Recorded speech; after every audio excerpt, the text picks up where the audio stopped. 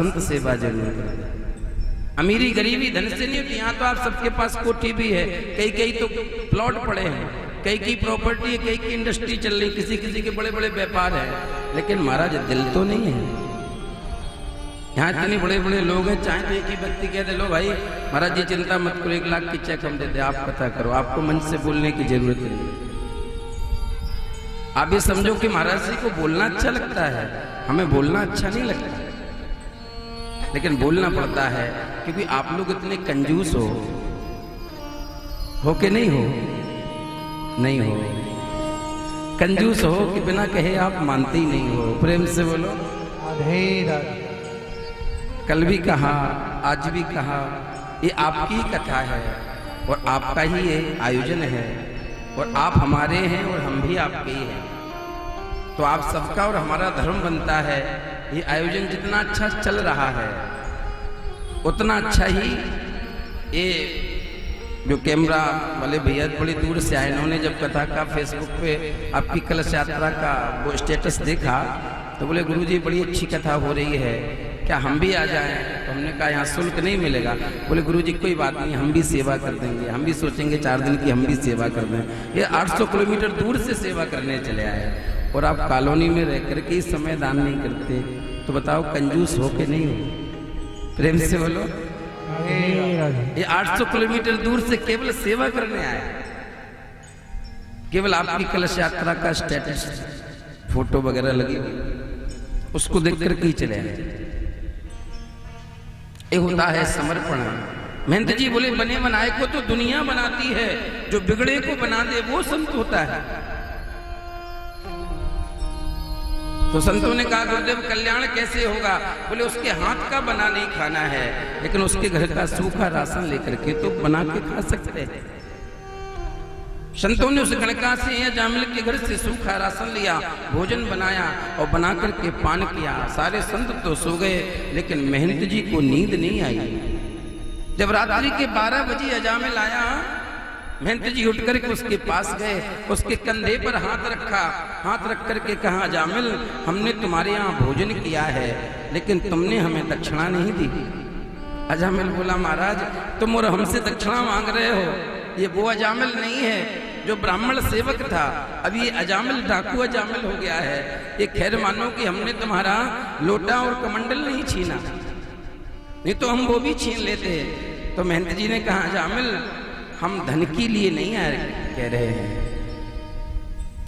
और जो धन के लिए मरता है वो साधु होता ही नहीं है, वो साधक नहीं होता। क्यों? बोले साधु भूखा भाव का, धन का भूखा ना है, और जो धन का भूखा फिरे वो तो साधु ना है। ये धन के लिए नहीं। बोले फिर? बोले तेरी पत्नी है ना जो गणिका, वो गर्भवती है, और गर्भवती होने के कारण उसकी जो पुत्र होगा उसका नाम तो नारायण रख देना, बस यही मेरी दक्षिणा है। अजामिल बोला महाराज इतना तो कार्य में कर दूंगा, और कालांतर में उसके यहाँ पुत्र हुआ, अजामिल ने उसका नाम नारायण रखा। अब तो छोटे बालक पर बड़ा ही प्रेम होता है, बड़ा बालक अगर उत्पाद करे तो 1-2 हाथ भी लगा देते हैं, छोटे बालक पे बड़ा ही प्रेम होता है। अब तो कहीं भी बालक खेले तो सब नारायण नारायण।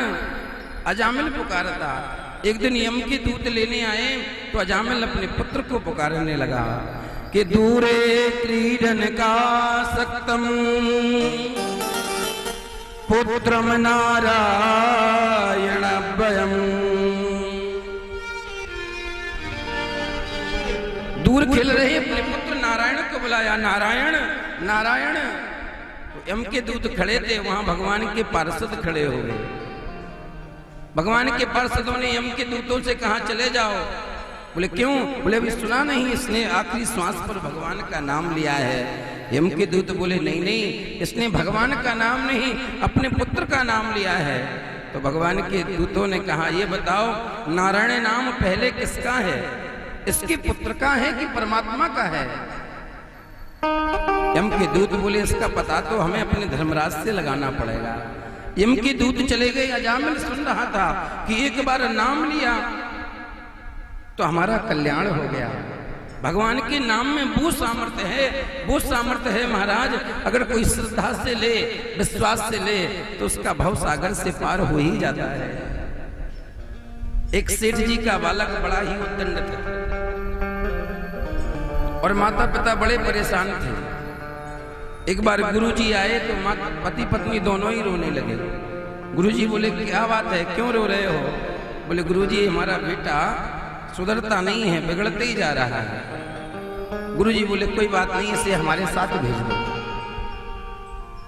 गुरुजी उस बालक को ले गए। प्रातः काल जब वो उठे तो गुरुजी कहे, बोले कहो बेटा राम। बोला नहीं कहेंगे। रोज जब उठे तो गुरुजी पहली बात कहें, बोले कहो बेटा राम, तो वो मना कर दे, बोले नहीं कहेंगे। 4 दिन हो गए, 5 दिन हो गए, 10वां दिन हुआ, गुरुजी ने कहा बेटा कहो राम, तो बोला नहीं कहेंगे राम, क्या बिगाड़ लोगे हमारा? गुरुजी बोले बस बस बस, तुमने एक बार राम कह दिया, बस तुम्हारा कल्याण हो गया। बस एक काम करना। बोले क्या? बोले जब तुमसे कोई पूछे कि तुमने एक बार राम का नाम लिया है, उसके बदले में तुम्हें क्या चाहिए, तो उस व्यक्ति से ये कह देना कि एक बार राम का नाम लेने का जो फल हो वो हमें दे दो। बस इतना काम करने ना, तुम्हारा कल्याण हो जाएगा। और पूरे जीवन वो पाप करता रहा। जब वो मर के यम के द्वार पर गया, यमराज ने कहा इसका बायोडाटा निकाल करके देखो। जो चित्रगुप्त ने पूरे जीवन के पन्ने पलटे तो कहा महाराज इसने पूरे जीवन में एक भी बार भगवान का नाम नहीं लिया। यमराज बोला देख लो, शायद एक आध बार नाम लिया हो। तो चित्रगुप्त ने कहा एक बार इसने जबरदस्ती राम कहा। तो यमराज ने उससे कहा बाबा तुमने एक बार गलती से नाम लिया है, बताओ तुम्हें एक बार नाम लेने का क्या फल चाहिए, वो ही दे देंगे। तो उससे वो गुरुजी की बात याद आ गई। बोले तुमसे जो नाम का फल की कहे तो उससे कहना कि जो एक बार नाम लेने का फल हो वही दे दो। उसने यमराज से यही कहा। बोले एक बार जो भगवान के नाम लेने का फल हो वही दे दो। यमराज बड़े संकट में पड़ गए। बोले सबका तो पता है लेकिन एक बार नाम लेने का फल पता नहीं है। यमराज उस व्यक्ति को लेकर के ब्रह्मा के पास गए। ब्रह्मा से बोले महाराज आप तो दिन रात नाम रटते हो, एक बार भगवान के नाम लेने का क्या फल है? ब्रह्मा बोले जपते तो हम हैं लेकिन हमें एक बार फल जपने का फल पता नहीं है। ब्रह्मा बोले कोई बात नहीं, भगवान शंकर तो निरंतर जपते हैं, उन्हें तो पता ही होगा, चलो कैलाश पर चलते हैं। ब्रह्मा, यमराज और वो व्यक्ति कैलाश पर पहुंचे। ब्रह्मा ने भगवान शंकर से कहा बाबा तुम तो रात दिन नाम रटते हो, एक बार भगवान के नाम लेने का फल क्या है? भगवान शंकर बोले देखो रटते तो हम भी हैं लेकिन हमें एक बार के नाम का फल पता नहीं है। शंकर बोले चलो जिसका नाम है उसी के पास चलते हैं। भगवान शंकर, ब्रह्मा, यमराज और वो व्यक्ति को लेकर के वैकुंठ में नारायण के पास गए। नारायण से भगवान शंकर ने पूछा प्रभु हम आपके नाम का जप तो करते हैं लेकिन हमें आपके नाम का फल पता नहीं है। इसने एक बार नाम लिया है, उसका फल क्या है? भगवान नारायण बोले नहीं। भगवान नारायण ने उसका हाथ पकड़ा, वो हाथ पकड़ के उस व्यक्ति को अपनी गोदी में बैठा लिया। तो ब्रह्मा बोले प्रभु आप बताओ तो सही, एक बार नाम जपने का फल क्या है? भगवान नारायण बोले ब्रह्मा अभी भी तुम्हारी बुद्धि में नहीं घुसा। इस व्यक्ति ने एक बार नाम लिया, ये कैलाश होकर के आया, ब्रह्मलोक होकर के आया, वैकुंठ आया और वैकुंठ में आकर के मेरी गोदी पर बैठ गया, तब भी पूछ रहे हो एक बार नाम लेने का फल क्या है? अरे हो गए भव से पार लेकर नाम तेरा, हो गए भव से पार लेकर नाम तेरा, हो गए भव से पार लेकर नाम तेरा, हो गए भव से पार लेकर नाम तेरा, हो गए भव से पार लेकर नाम तेरा, हो गए भव से पार लेकर नाम तेरा। ओ नाम तेरा प्रभु नाम तेरा, नाम तेरा प्रभु नाम तेरा, नाम तेरा प्रभु नाम तेरा, नाम तेरा प्रभु नाम तेरा। हो गए जय हो, हो गए जय हो। हो गए भव से पार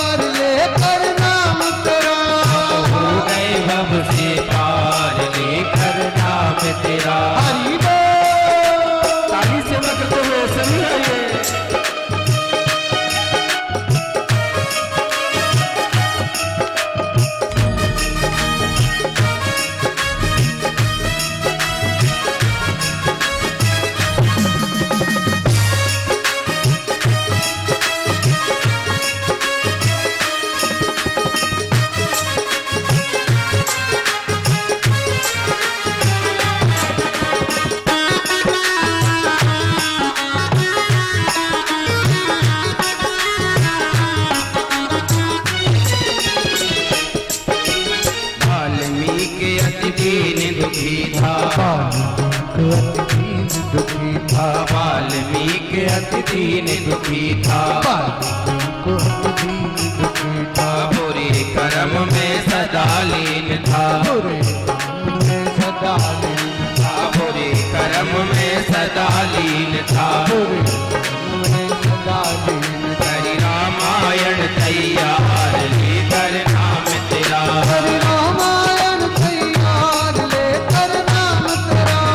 हो गए भव से पार लेकर नाम तेरा।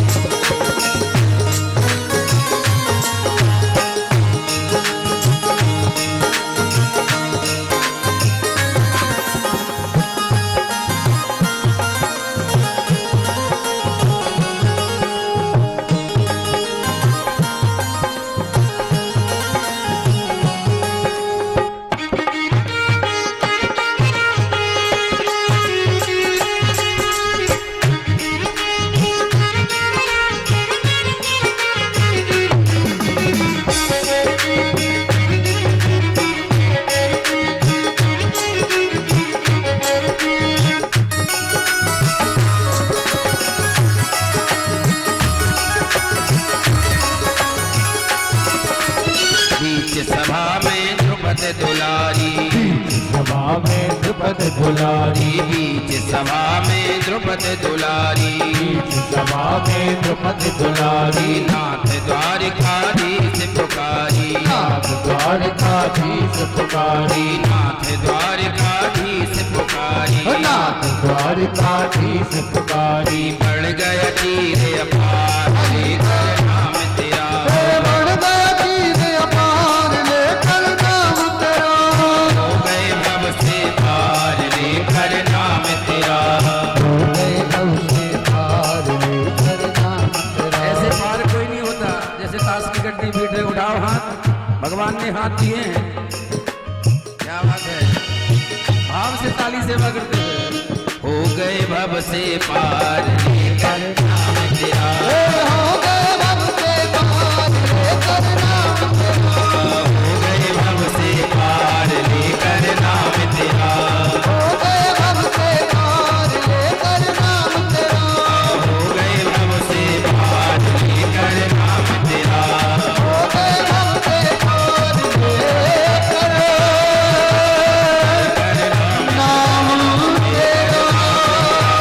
लेकर नाम तेरा। लेकर नाम तेरा।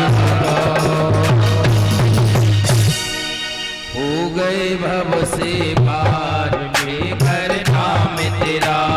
हो गए भव से पार लेकर नाम तेरा। एक बार भगवान का नाम लेने से व्यक्ति पार हो जाता है, लेकिन उस नाम में पूर्ण समर्पण होना चाहिए। आज अजामिल पर भगवान ने बड़ी कृपा करी है। तो सुखदेव जी महाराज से राजा परीक्षित ने प्रश्न किया है, महाराज भगवान की एक ऐसी लीला है कि दैत्यों को मारते हैं और देवताओं का साथ देते हैं। ये भगवान की समदृष्टता नहीं है। अच्छा एक बात पूछें आपसे, ये बताओ कि भगवान कौन है? भगवान को जानते हो? भगवान को देखा है? कौन है भगवान? आप मंदिर में जाते हो, वो हनुमान जी हैं, आपको पता ही ये भगवान है। आपको किसी ने बताया है ये हनुमान जी भगवान हैं। आप कान्हा जी रखते हो, आपको पता है ये भगवान है। आपको किसी ने बताया है ये भगवान है, ये कृष्ण भगवान है। आप राम जी के मंदिर में जाते हो, आपको किसी ने बताया है ये राम जी ये भगवान हैं। लेकिन अगर भगवान तुम्हें मंदिर छोड़ करके अन्यत्र कहीं चलता फिरता मिल जाए तो क्या आप उस भगवान को पहचान पाओगे? उसके लिए आपको भगवान की परिभाषा मालूम होनी चाहिए कि भगवान कौन है और भगवान कहते किसे हैं। यही बात प्रश्न परीक्षित ने सुखदेव जी महाराज से किया। महाराज भगवान समदृष्टा है, लेकिन भगवान देवताओं का पक्ष लेकर के दैत्यों को क्यों मारता है? भगवान कौन है? बोले भगवान वो है जिसकी दृष्टि सम है कि समा प्रिया सुहृद ब्रह्मन भूतानां भगवान स्वयं। भगवान स्वयं कहते हैं कि मैं समदृष्टा हूं, लेकिन भगवान दैत्यों को मारते हैं और देवताओं का पक्ष लेते हैं। क्यों? तो सुखदेव जी महाराज कहते हैं राजन, भगवान की क्रिया में तो भेद हो सकता है, लेकिन परमात्मा के फल में भेद नहीं होता। जो परमात्मा गति देवताओं को देता है, वही गति परमात्मा दैत्यों को मार करके भी प्रदान करता है। परीक्षित बोले महाराज हमें समझ में नहीं आया। तो सुखदेव जी महाराज कहते हैं घर में नई बहू आए और वो भोजन बनाए। जब वो भोजन बनाती है, ससुर को भी बनाना है, देवर को भी बनाना है, पति को भी बनाना है। जब घर में भोजन बनाती है तो भोजन तो सबके लिए एक रस ही बनाती है। ऐसा तो नहीं कि ससुर को अलग वैरायटी बना दे, जेठ को अलग बना दे, पति को अलग बना दे। वो घर में आई नई बहू तो भोजन सबको एक रस बनाती है, लेकिन जब वो भोजन परोसती है तो परोसने में जरूर भेद होता है, भोजन बनाने में भेद नहीं होता। ससुर को भोजन मर्यादा में परोसेगी, देवर को दुलार से परोसेगी और पति को प्रेम से परोसेगी। उसके परोसने में तो भेद हो सकता है, लेकिन भोजन बनाने में भेद नहीं होता। उसी प्रकार परमात्मा की क्रिया में तो भेद हो सकता है, लेकिन परमात्मा के फल में भेद नहीं होता। जो परमात्मा फल देवताओं को देता है, वही फल परमात्मा दैत्यों को भी प्रदान करता है। सुखदेव जी महाराज कहते हैं राजन, जब भगवान ने हिरण्याक्ष का वध कर दिया तो हिरण्याकश्यप को भगवान से द्वेष करने लगा और भगवान से बदला लेने के लिए जंगल में तपस्या करने चला गया।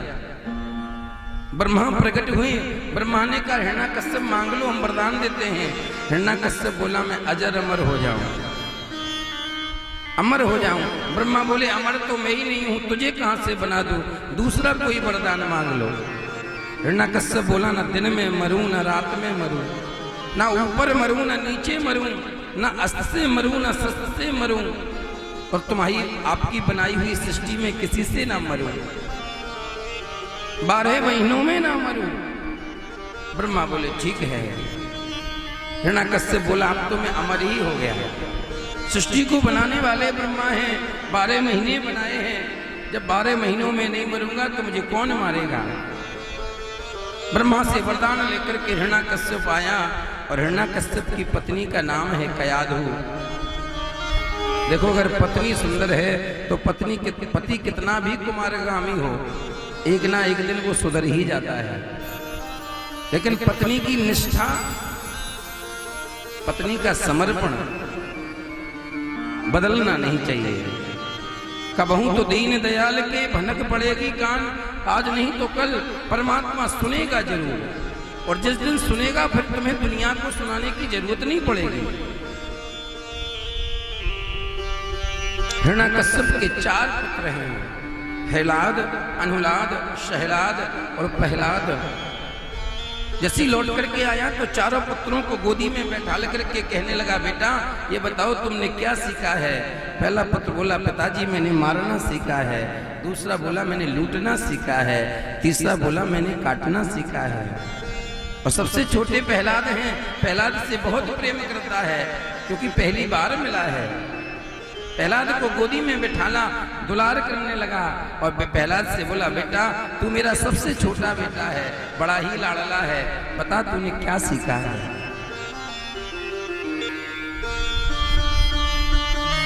क्या सीखा है? प्रहलाद मन में सोचने लगे पिताजी कह तो रहे हैं कि अच्छा सुना दो, लेकिन सुनना बुरा ही चाहते हैं।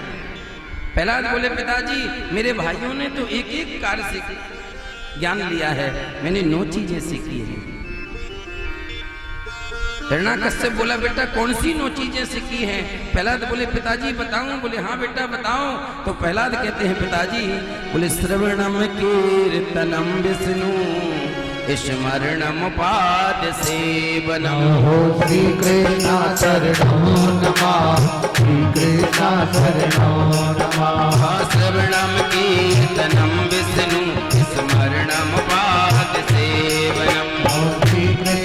शरणो नमः श्री कृष्ण शरणो नमः अर्चनम वंदनम दास्यम साख्यात्म निवेदनम श्री कृष्ण शरणो नमः श्री कृष्ण शरणो नमः श्री कृष्ण शरणम मम श्री कृष्ण शरणम मम ओम कृष्ण शरणो नमः श्री कृष्ण शरणो नमः श्री कृष्ण शरणम मम श्री कृष्ण शरणम मम श्री कृष्ण शरणो नमः श्री कृष्ण शरणो नमः।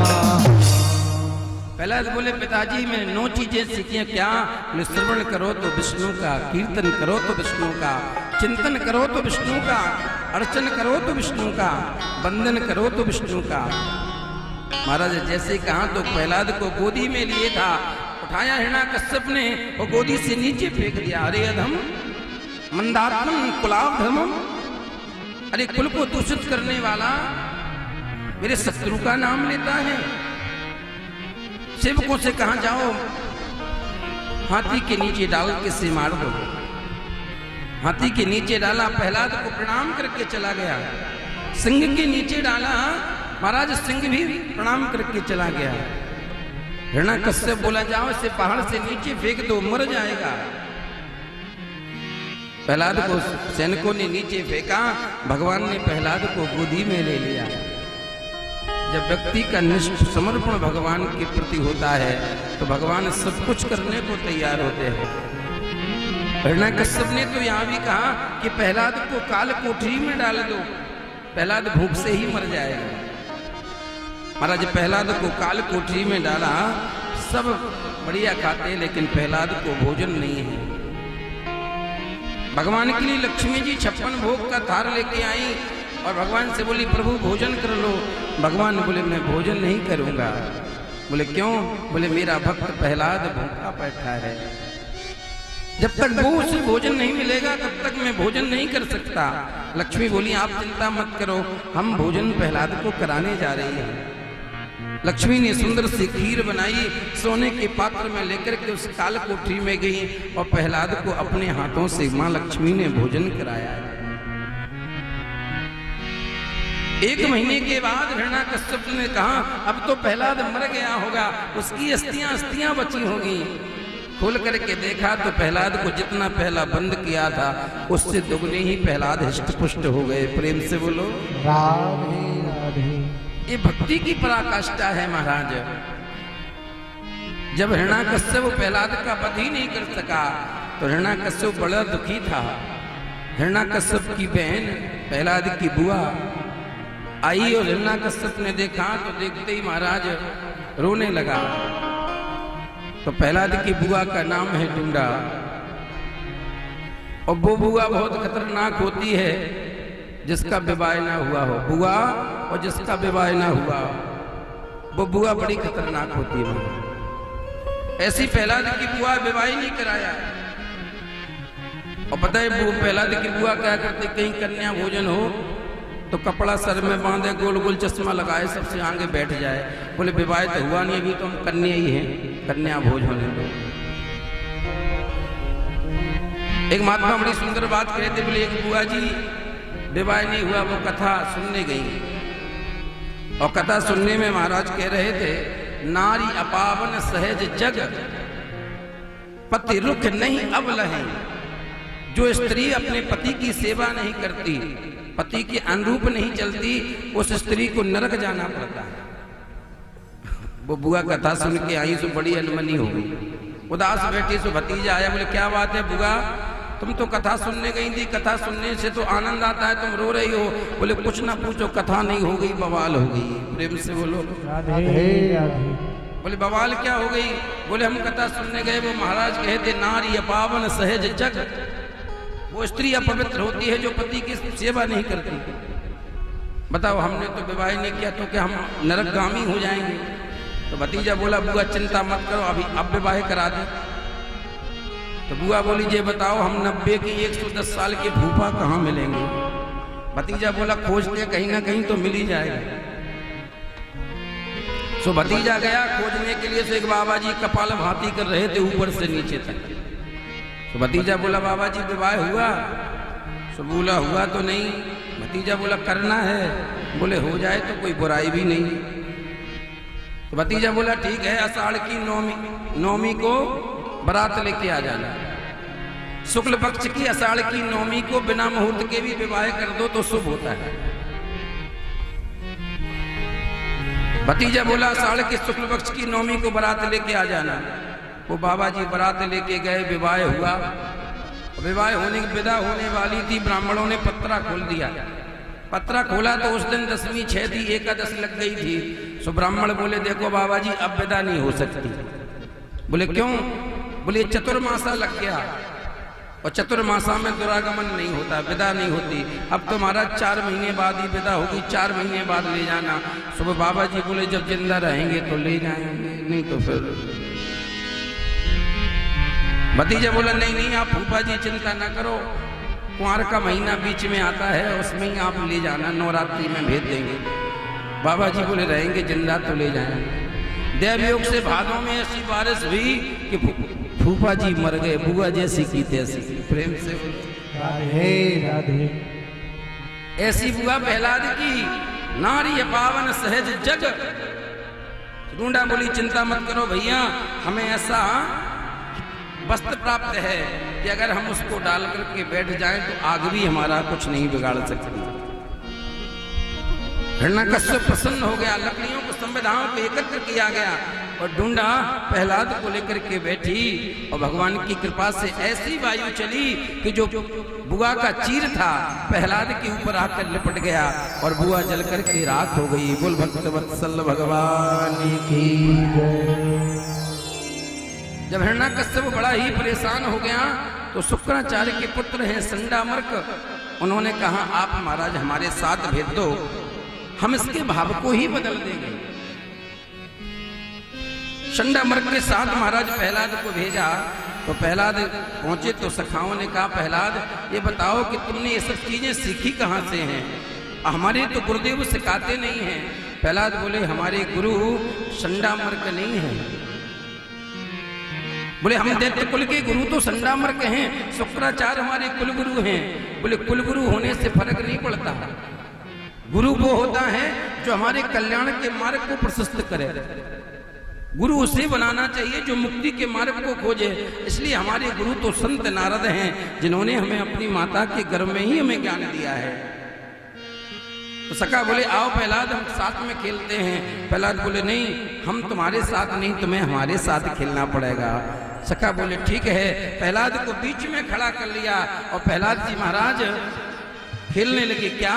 वो मेरी लगी मोहन संग प्रीत दुनिया क्या जाने, मेरी लगी मोहन संग प्रीत दुनिया क्या जाने, मेरी लगी मोहन संग प्रीत दुनिया क्या जाने, मेरी लगी मोहन संग प्रीत दुनिया क्या जाने। वो क्या जाने कोई क्या जाने, क्या जाने कोई क्या जाने, क्या जाने कोई क्या जाने, क्या जाने कोई क्या जाने। मुझे मिल गया, मुझे मिल गया, मुझे मिल गया मन का मीत, क्या जाने, मुझे मिल गया मन का मीत दुनिया क्या जाने।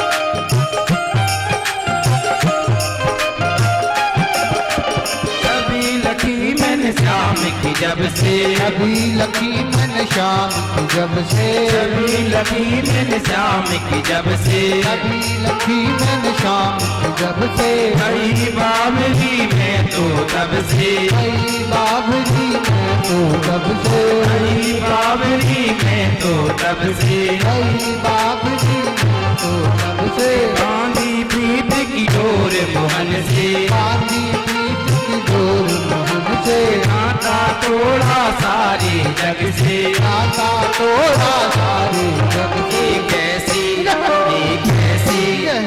कैसी पागल प्रीत दुनिया क्या जाने, ये कैसी पागल प्रीत दुनिया क्या जाने। मेरी लगी मोहन संग प्रीत दुनिया क्या जाने, मेरी लगी मोहन संग प्रीत दुनिया क्या जाने।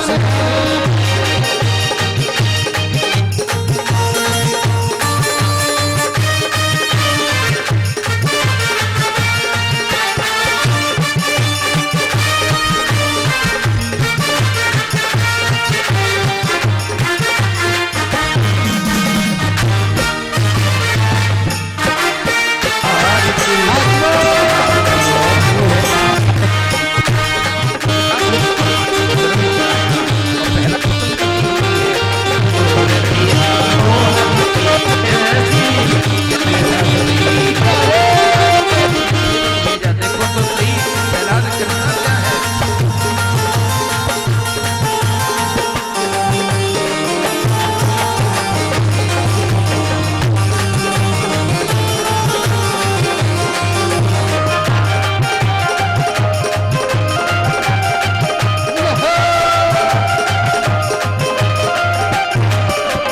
मोहन की सुंदर सूरतिया, मोहन की सुंदर सूरतिया, मोहन की सुंदर सूरतिया, मोहन की सुंदर सूरतिया। मन में बस गई मोहनी मूर्तिया, मैं बस गई मोहन मूर्तिया। लोग कहे मैं तो भाई बाबरिया, लोग कहे मैं तो भई बाबरिया। लोग कहे मैं तो भाई बाबरिया, लोग कहे मैं तो भई बाबरिया। तब से ओढ़ी शाम चलरिया, तब से ओढ़ी शाम चुनरिया, तब से ओढ़ी शाम चलरिया, तब से ओढ़ी शाम चुनरिया। तेरे बाज उठा संगी जाने, ओ मेरे बाजों का संगीत दुनिया का जाने। लगी मोहन संग प्रीत हरि दुनिया का जाने, ओ मेरी लगी मोहन संग प्रीत दुनिया का जाने। किस किसकी प्रीत लगी है हाथ उठाना। सबकी लगी है। सच में लगी है कि बनावटी लगी है। अगर सच्ची लगी है तो खड़े हो जाओ, बनावटी लगी है तो बैठे रहो। मेरी लगी मोहन संग प्रीत हरि मेरी लगी मोहन संग प्रीत दुनिया का जाने। मोहन संग प्रीत दुनिया क्या जाने।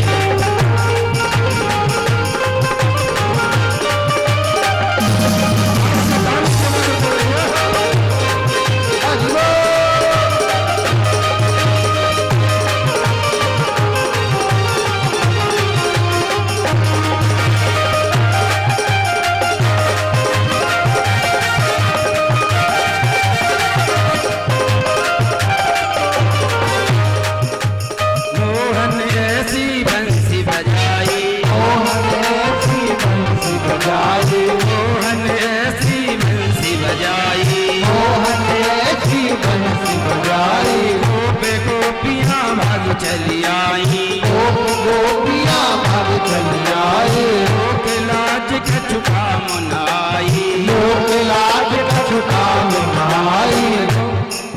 प्रेम ऐसा होता है। मेरी लगी मोहन संग प्रीत गोपियाँ कहती हैं मोहन ऐसी बंसी बजाई, गोप गोपियाँ भागी। केवल बंसी बुलाना नहीं पड़ा, कहना नहीं पड़ा, बंसी सुनी दौड़ के आ गई, नाचने लगी।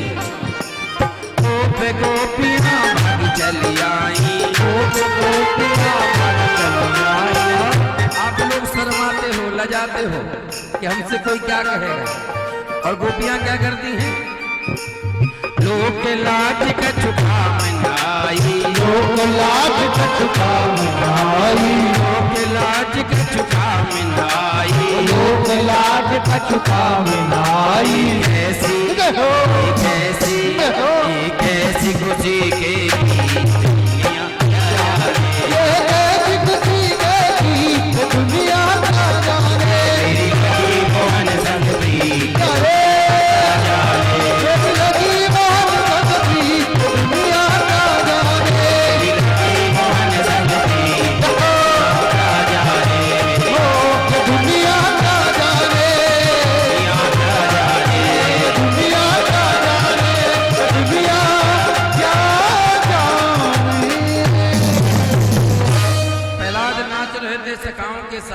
हिरण्याकश्यप ने सेवक भेजा, देखो तो सही प्रहलाद करता क्या है।